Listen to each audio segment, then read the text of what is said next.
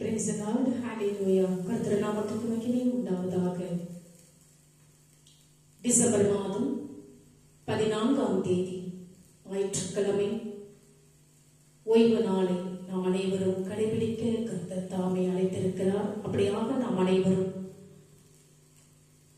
ஞாயிற்றுக்கிழமையில் நாம் ஆலயத்திற்கு சென்று ஆண்டவரை முழு மனதோடு அவரை நாம் துதிக்க வேண்டும்.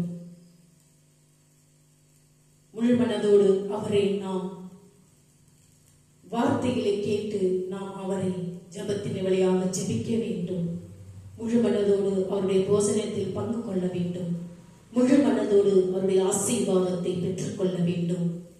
இன்றைய நாளில் சங்கீதம் 52ஆம் அதிகாரம் 8ஆம் வசனம், நானோ தேவனுடைய ஆலயத்தில் பச்சையான ஒலிவ மரத்தை போல் இருக்கிறேன், தேவனுடைய கிருபையை என்றென்றைக்கும் நம்பி இருக்கிறேன். படித்து பாருங்கள். சங்கீதம் 52ஆம் அதிகாரம் 8வது வசனத்தில், நாம் ஆவிக்குரிய ரீதியில் வளரும் போது நாம் ஒலிவ மரத்தை போல ஆகிவிடுகிறோம். காலப்போக்கில் அது கர்த்தரின் நன்மையையும் உண்மைத்தன்மையும் நம்பியிருக்கும் வாழ்க்கையாக மாறிவிடும். ஜெபத்தோம். அன்புள்ள கர்த்தாவே, அற்புதமான வாக்குறுதிக்காக உமக்கு நன்றி செலுத்துகிறோம். நான் என்றென்றும் உம்முடைய அன்பான தயவை நம்புகிறேன். என் வாழ்க்கை உமது அன்பையும் கிருபையையும் பிரதிபலிப்பதாக இருக்கட்டும். உமது நாமத்தை மகிமைப்படுத்தும் கனிகளை நான் தர வேண்டும். உமது உண்மை தன்மைக்கும் உமது அன்பில் நான் பாதுகாப்பாக இருக்கிறேன் என்ற உறுதிக்காகவும் நன்றி செலுத்துகிறேன். இயேசுவின் நாமத்தில் ஜெபிக்கிறோம் நல்ல பிதாவே, ஆமென்.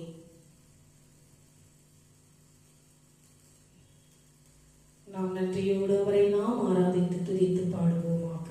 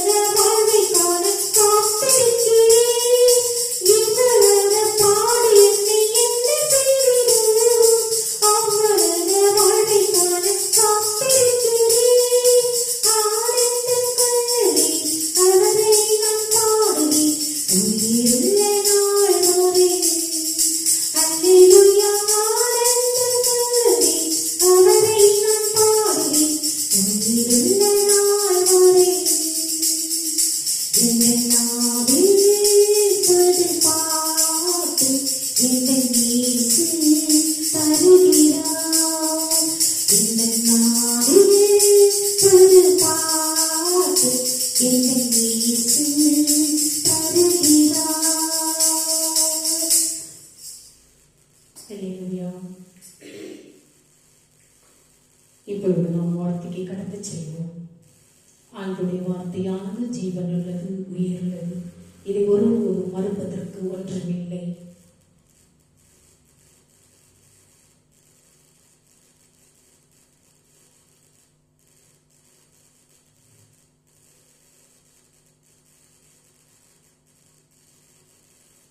மத்தேயு நற்செய்தி 14ஆம் அதிகாரம் 34 முதல் 36, மார்க்கு நற்செய்தி 6ஆம் அதிகாரம் 53 முதல் 56 முடிய.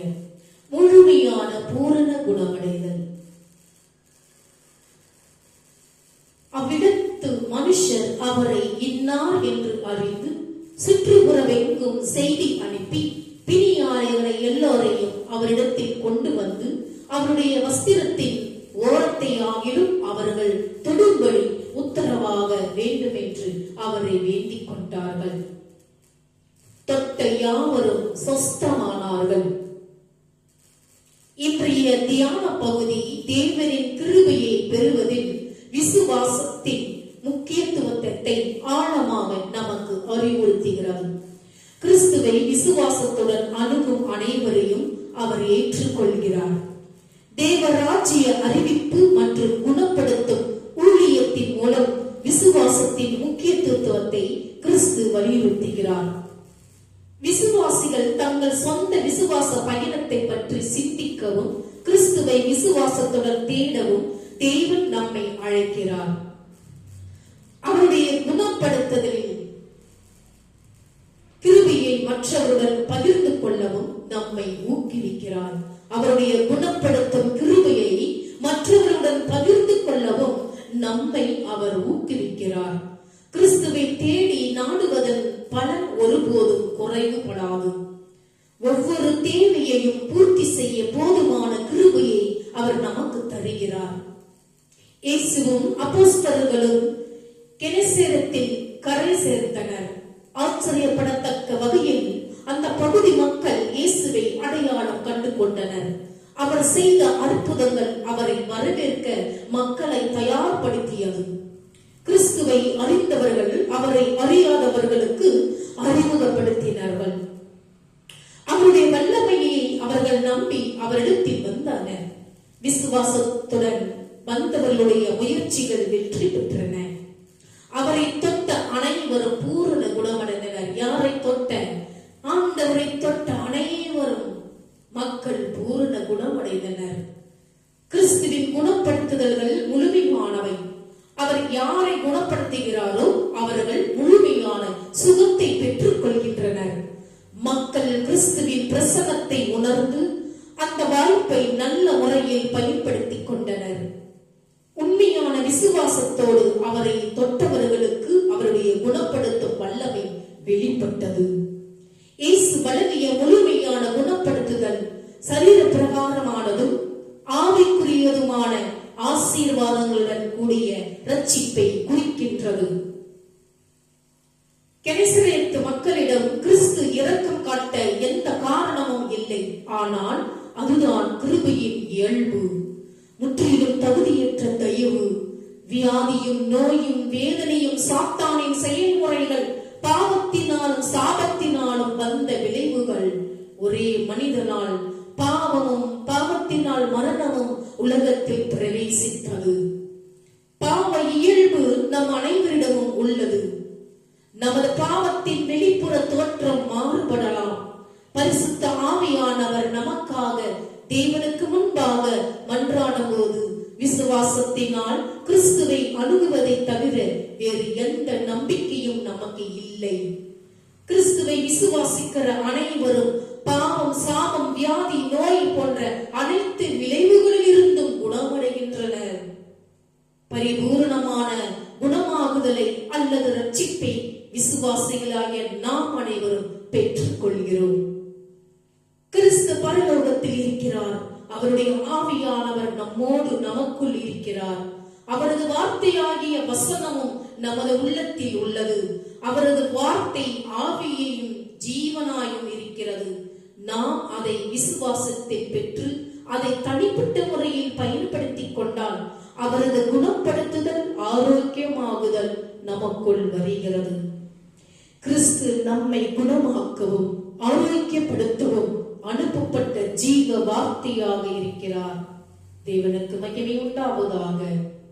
நாம் அனைவரும் ஆண்டவருடைய காணிக்கையில் கடந்து செல்வோம். இந்த வார்த்தையை ஆண்டவர் கொடுத்ததற்கு நன்றி செலுத்துகிறோமா?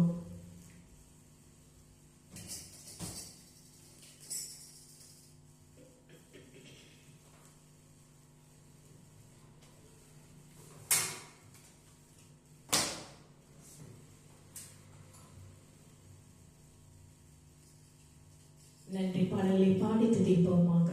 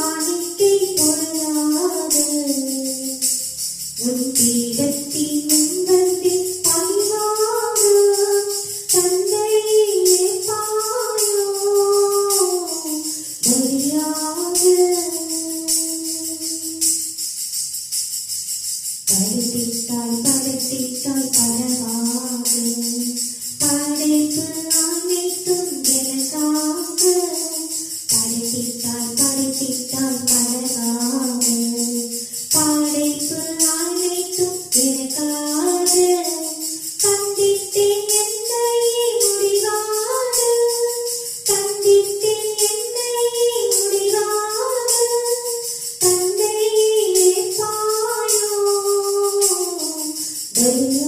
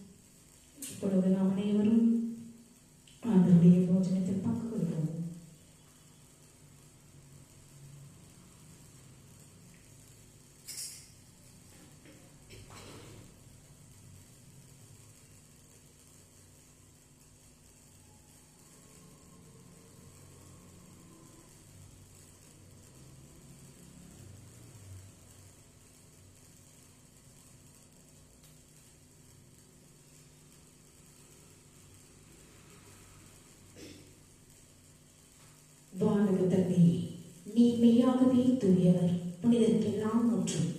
ஆகவே உம்முடைய தூய ஆவியை பொழித்து இக்காணிக்கைகளை புனிதப்படுத்த வேண்டுமென உம்மை மன்றாடுகிறோம். இவ்வாறு எங்கள் ஆண்டவர் இயேசு கிறிஸ்துவின் உடலும் இரத்தமுமாக எங்களுக்கு இவை மாறுவனவாக.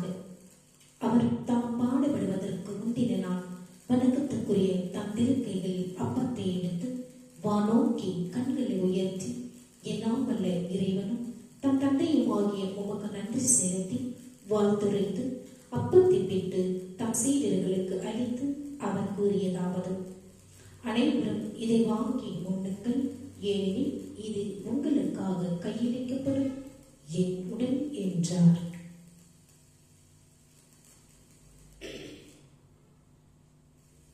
அவ்வனமே உணவருந்திய பின் மகிமை மிகுந்த இக்கிண்ணத்தை வணக்கத்துக்குரிய தம் திருக்கைகளில் எடுத்து மீண்டும் உமக்கு நன்றி செலுத்தி வாழ்த்துரைத்து தம் சீடர்களுக்கு அளித்து அவர் கூறியதாவது: அனைவரும் இதை வாங்கி பருகுங்கள், ஏனெனில் இது புதிய நித்திய உடன்படிக்கைக்கான என்றதும். இது பாவ மன்னிப்புக்கேற்று உங்களுக்காகவும் எல்லாருக்காகவும் சிந்தப்படும். இதை என் நினைவாக செய்யுங்கள் என்றார். நம் அனைவரும் ஆண்டுடைய பூஜனத்தில் ஒருமனப்பட்டு பகிர்ந்து கொள்வோமாக.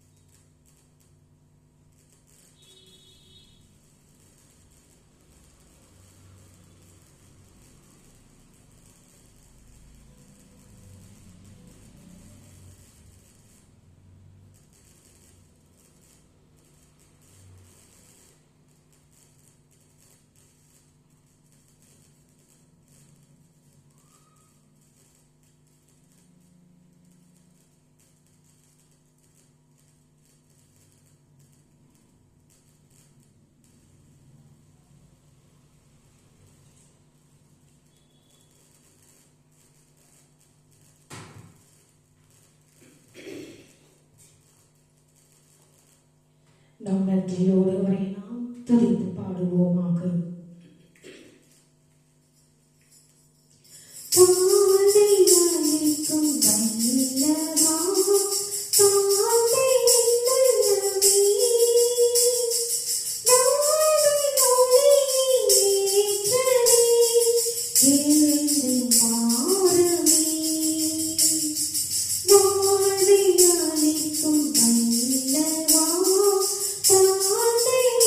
Thank you.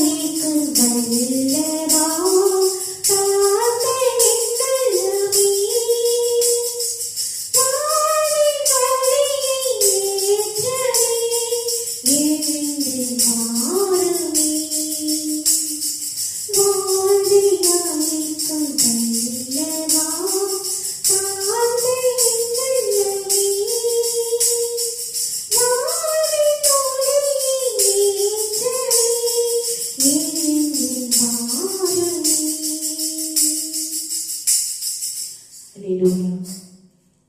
இப்பொழுது நாம் அனைவரும் ஆண்டவரை நன்றியோடு துதித்து, நன்றியோடு உள்ளத்தின் ஆழத்தோடு மகிழ்ச்சியோடு நாம் அனைவரும் அவருடைய ஆசீர்வாதத்தை பெற்றுக் கொள்வோமாக. கண்களை மூடி ஜெபிப்போம். கிருபையுள்ள பரலோக பிதாவே, எங்கள் காயங்களை குணமாக்கி எங்கள் ஆத்துமாக்களை மீட்டெடுக்கும் உமது குமாரன் ஆகிய இயேசு கிறிஸ்துவை அனுப்பியதற்காக நாங்கள் உமக்கு நன்றி செலுத்துகிறோம்.